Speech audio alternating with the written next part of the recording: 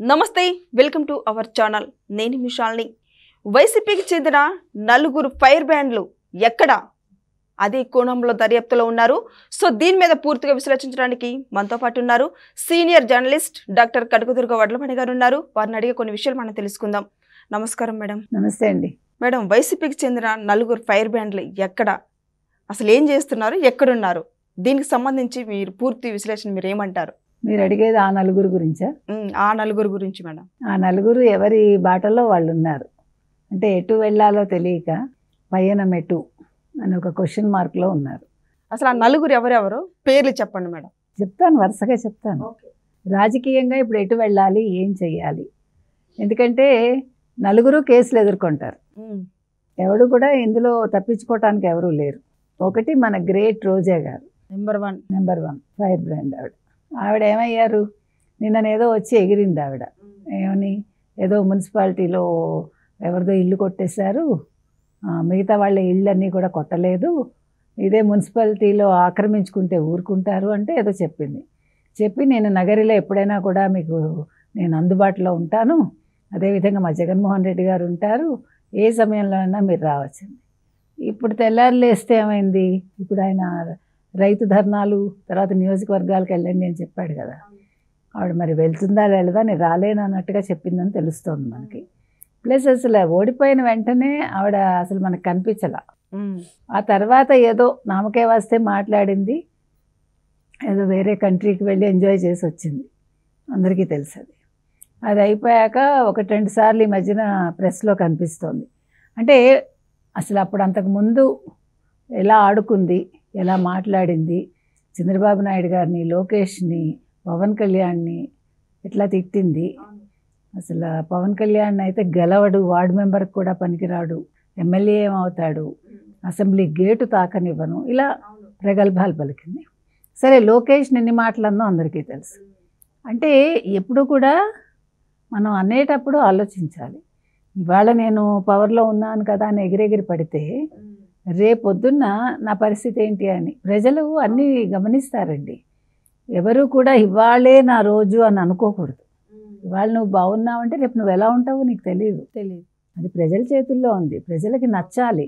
నువ్వు అంటే అహంకారం తలకెక్కకపోతే రోజాకి ఈ స్థితి రాదు కదా. సో అంటే జగన్మోహన్ రెడ్డి అండ చూసుకుని రెచ్చిపోయింది.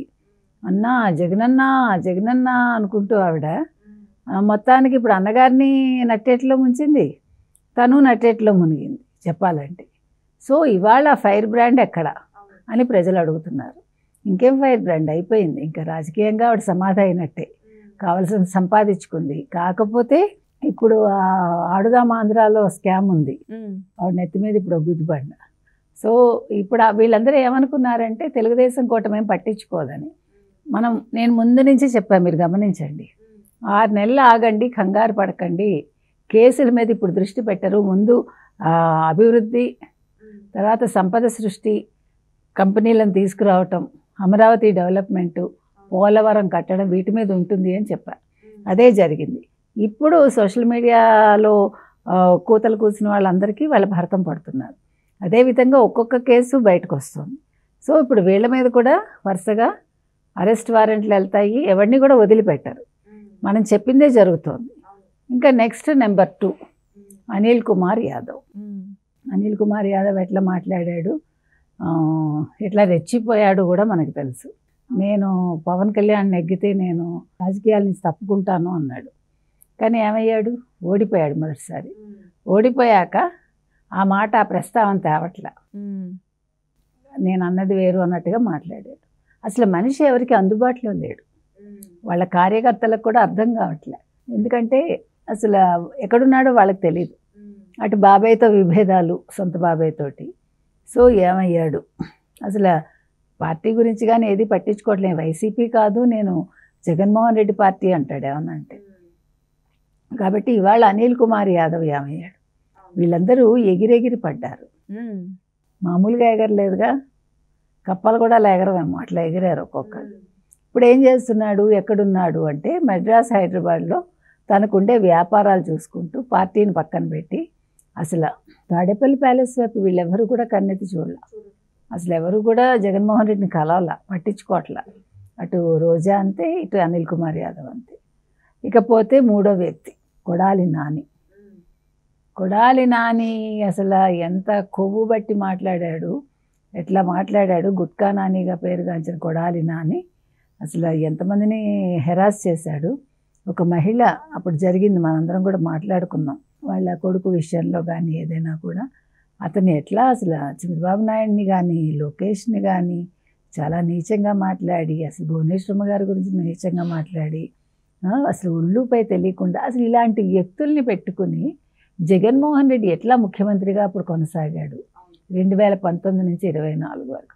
అంటే ఒక ఎమ్మెల్యేగా ఒక మంత్రిగా చేసే వ్యక్తికి ఏమీ గుణగణాలు ఉండక్కర్లేదా? ఒక మంచి చెడు మంచి మర్యాద ఏం తెలియక్కర్లేదా?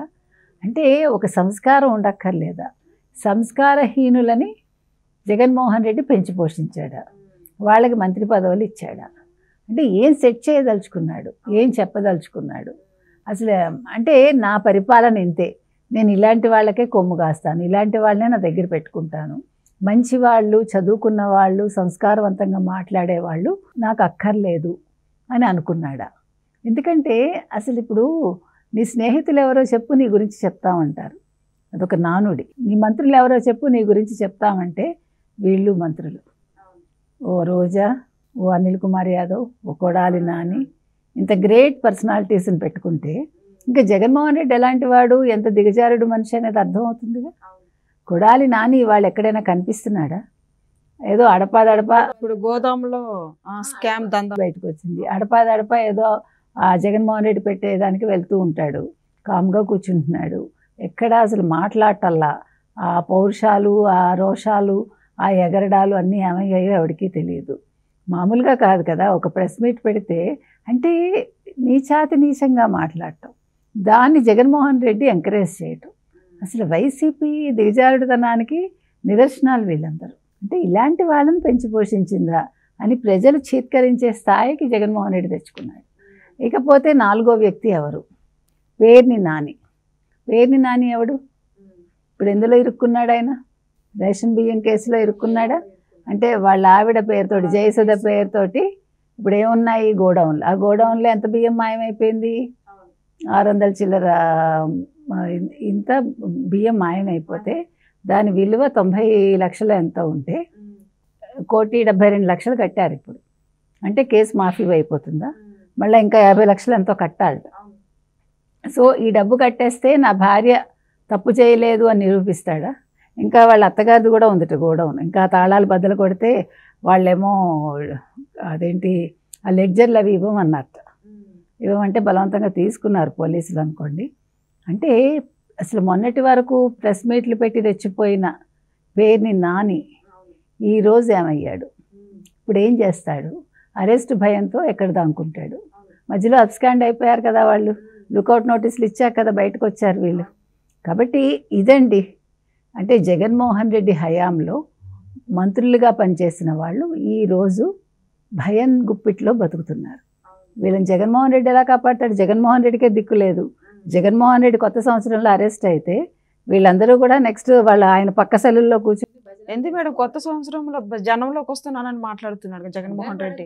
మనకెందుకు, జనాలే చూసుకుంటారు కదా. ఇప్పుడు 6 నెలలు అయిందండి, కూటమి ప్రభుత్వం దృష్టి పెట్టింది, ఒక్కొక్కడికి ఉంది. ఇప్పుడు వీళ్ళు అనుకున్నారు కదా చంద్రబాబు నాయుడు ఏం పట్టించుకోరు, ఆయన పర్వాలే పోనీ పోనీ అంటారని. ఆయన ఏమీ పోనీ అనరు. ఇప్పుడు ఇదివరకు పాత చంద్రబాబు నాయుడిని కాదు అని చెప్పాడు ఆయన. కాబట్టి నిదానమే ప్రధానం అని వెళ్తున్నారు. నిదానంగా ఒక్కొక్క విషయం బయటకు తీసి, ఇప్పుడు ఫైబర్ నెట్ది కూడా బయటకు వచ్చింది కదా, జీవీ రెడ్డి గారు చెప్పారు. సో ఉంది, విజయసాయి రెడ్డికి ఉంది, అందరికీ ఉంది. మనం ఎందుకు కంగారు పడ్డాం? అంటే కొన్ని విషయాల్లో ఆలస్యం అమృతం విషయం కాదు, నిదానమే ప్రధానం. కాబట్టి ఇవాళ ఒక్కొక్కడికి ఉందండి, అంతే వచ్చేసింది. సో ఇదండి, చూశారు కదా, ఇది ఇవాళ వీడియో. మరో వీడియోలో మళ్ళీ కలుద్దాం. Thank you madam. Thank you.